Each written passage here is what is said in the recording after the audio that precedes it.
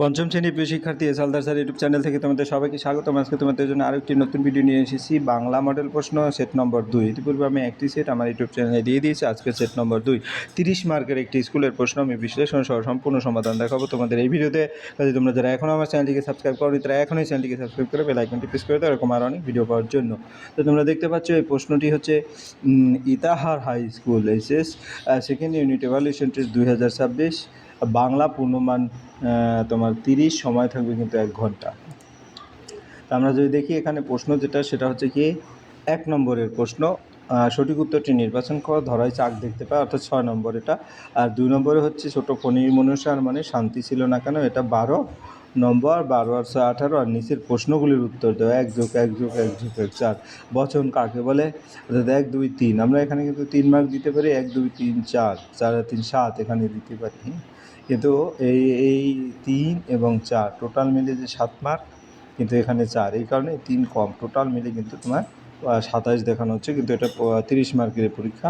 রচনাপত্র লেখো, তোমার জন্মদিনে বন্ধুকে আমন্ত্রণ জানিয়ে একটি পত্র লিখো। যাই হোক, এরপর আমি সরাসরি চলে যাব প্রশ্নর উত্তর বিশ্লেষণে। প্রথমেই দেখব পূর্ণাঙ্গ প্রশ্নে কি বলেছে, তারপরে এক এক করে উত্তর দেখব। অর্থাৎ প্রথম সঠিক উত্তরটি, ধনায় চাক দেখতে পায় কোথায়, গেওয়া গাছে। ধনায় চাক দেখতে পায়, কারণ আমরা যদি দেখি মধুহাতে বাঘের মুখে গল্পে ধনাই গেওয়া গাছে মৌমাছি চাক দেখতে পায়। এরপরের প্রশ্ন, আখের আগার অংশ হলো ড্যাশ। আখের আগার অংশ হলো কি, নোনতা। বোকা কুমিরের কথা গল্পে কুমিরের আখের আগার অংশ নিয়ে দেখে যে তা নোনতা, মিষ্টি নয়। তারপরের প্রশ্ন, গাছটি ভূতের নাচ জুড়ত। গাছটি কখন ভূতের নাচ জুড়ত?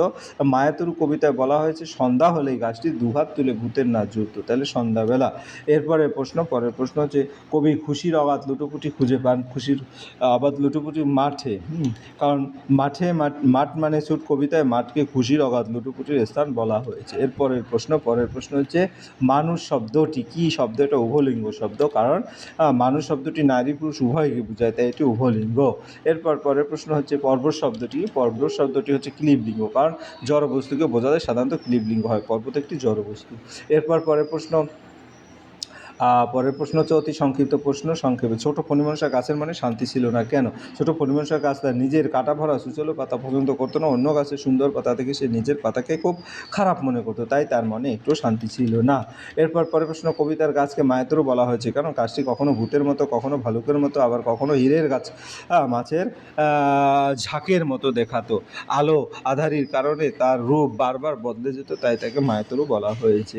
এরপর শিয়াল আর কুমির মিলে কিসের চাষ করেছিল? শিয়াল ও কুমির মিলে প্রথমে আলুর চাষ, পরে ধানের চাষ এবং শেষে আখের চাষ করেছিল। ভগবানের প্রাসাদে পৌঁছে ব্যাঙ দেখলো যে ভগবান, তার স্ত্রী ও মন্ত্রীরা ভোজ উৎসব ও আনন্দ আহ্লাদে মেতে আছে। তখন ব্যাঙ বুঝতে পারলো কেন পৃথিবীতে এত অভাব ও কষ্ট। এরপরের প্রশ্ন, পালিয়ে গেল অনেক দূরে। কে পালিয়ে গেল এবং পালিয়ে সে কোথায় গেল? ঝড় পালিয়ে গেল, সে 7 সাগরের পারে চলে গেল। টিকা লেখো, যে কোনো একটি ট্যাগ। আখের উপরের নোনতা অংশকে ট্যাগ বলা হয়, অথবা যদি বলি শীষে। ধান গাছের যে অংশ ধানের দানা ধরে তাকে শীষ বলে।